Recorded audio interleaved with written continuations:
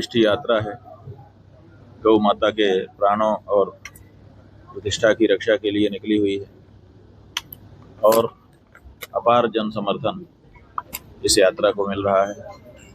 हम जहाँ भी जा रहे हैं, जिसको भी पता चल रहा है, दौड़ करके आ रहा है और एक ही संकल्प व्यक्त कर रहा है कि हम किसी भी दशा में गाय को पशु मानने को तैयार नहीं है। गाय तो हमारी माता है।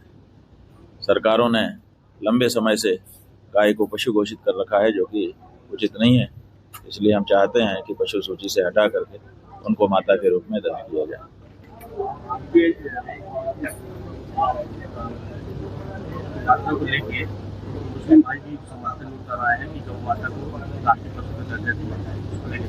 अब देखिए, ये गजब की बात है कि जिनके बारे में हम लोगों को कोई आशा नहीं थी, जिनके बारे में ये धारणा बनाई गई थी कि यही लोग हैं जिनके कारण गाय काटी खाई जा रही है, आज वो लोग निकल करके सामने आ गए हैं और कह रहे हैं कि अगर हिंदू लोग गाय को माता मानते हैं तो हम भी उनको माता डिक्लेयर करें, तैयार हैं। इतना खुल करके भारत में कभी भी मुसलमानों ने बात नहीं कही। इसका मतलब है कि उनको भी बात अपील कर रही है और दूसरी पार्टियां भी इस बारे में कोई विरोध नहीं कर रही हैं। ऐसा सुंदर अवसर है, लेकिन गजब की बात है कि इतने सुंदर अवसर को भी जो इस समय की सरकारें हैं वो लाभ इसका नहीं ले रही हैं।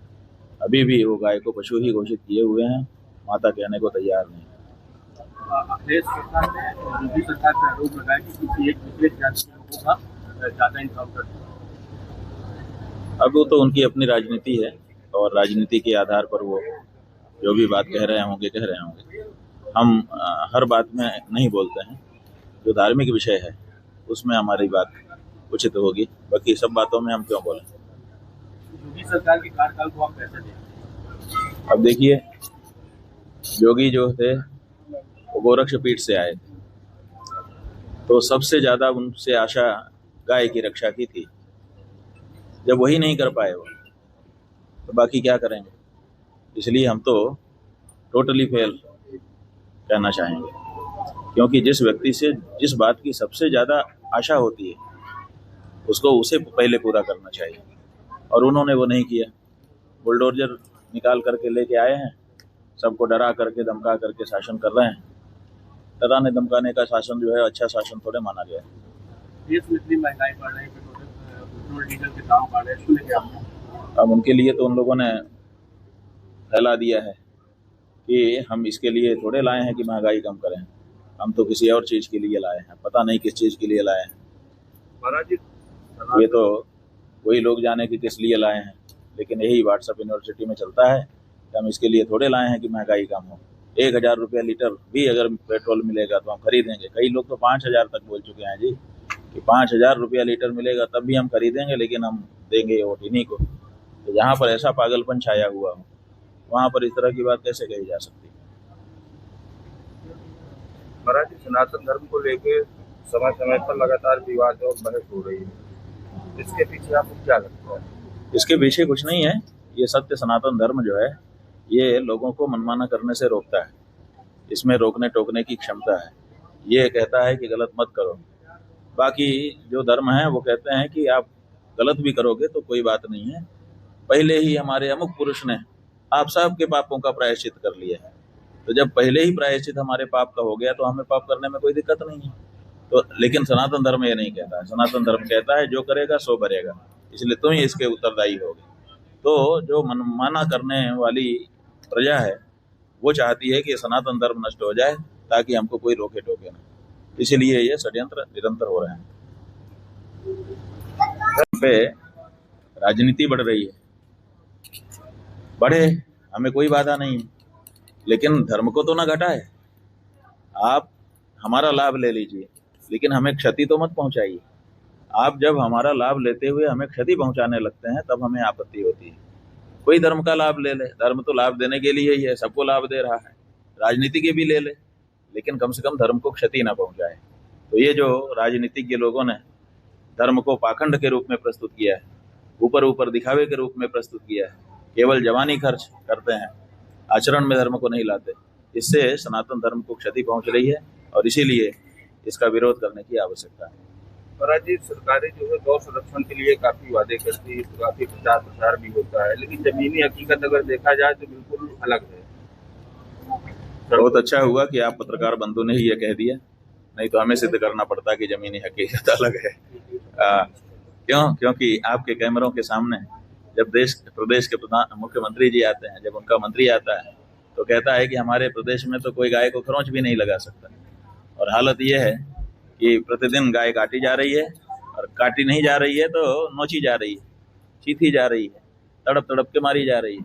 तो जो कागजों में इस समय उत्तर प्रदेश गोलोक बना हुआ है, बहुत सुंदर, बड़े आराम से गाय रह रही है, लेकिन जब धरती पे जाओ तो हालत बहुत खराब है।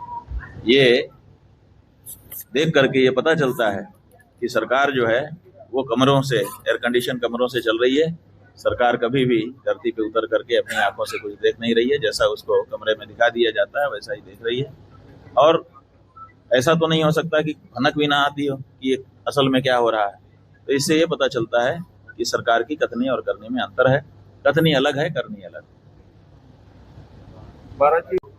तो क्या होगा, धीरे धीरे जो नैतिकता है वो समाप्त होती जाएगी। अगर नैतिकता समाप्त हो गई तो क्या होगा, घर में बहन भाई सुरक्षित रहेंगे? बताइए, भाई प्यार से रह सकेंगे? बूढ़े माता पिता जीवन यापन कर सकेंगे? अगर ये नैतिकता है जिसके कारण सब सुरक्षित हैं, कोई किसी को नहीं छू रहा है, जवान भाई बहन एक घर में रहते हैं, नैतिकता ही तो है जो उनको पतन से बचाती है। अगर इसको आप नहीं प्रमोशन देंगे, इसको आप बढ़ाएंगे नहीं, तो क्या होगा आगे? पशुता आ जाएगी समाज में और पशुवत जीवन लोगों का हो जाएगा। इसलिए इस बारे में तो सोचने की जरूरत है। महाराज जी, आत्महत्या करने में बुंदेलखंड नंबर 1 पर है, जहाँ पे पर डे बांदा का ही अगर उदाहरण लिया जाए तो 7 से 8 लोग प्रतिदिन जो है आत्महत्या करते हैं। ऐसे में बुंदेलखंड के युवाओं के लिए क्या संदेश आप देंगे? बात यह है कि आप कह रहे हैं, हम सुन रहे हैं, लेकिन हम मानने को तैयार नहीं। ये हत्या है, आत्महत्या नहीं है। आत्महत्या वो होती है जो व्यक्ति खुद करता है, और हत्या वो होती है जिसमें उसको मरने के लिए मजबूर किया जाता है।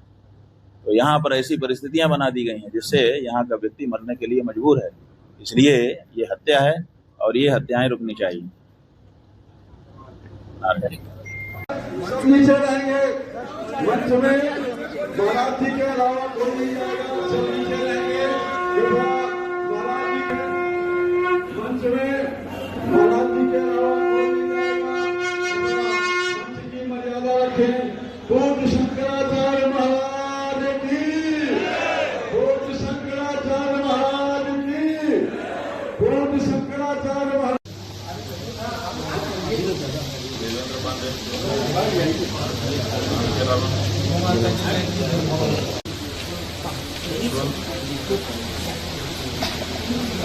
जी भगवान ठीक है, दिनेश पटेल, आरुष, राजा।